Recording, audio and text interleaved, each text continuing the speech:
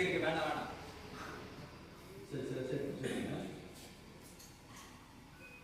Role it. Roll. Action.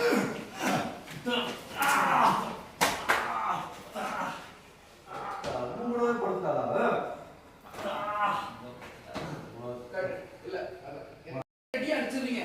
அடிச்சில அவனே இப்படி பாக்குறீங்க. எனக்கு பாஸ் கொடுங்க. ஏன்னா நாளைக்கு நம்ம அது எடுக்கிறோம்ல அந்த ஷாட்டுக்கு அது அழகா தெரியும். அவனே அப்படி பார்த்துட்டு அவனை பாக்குறான்ல.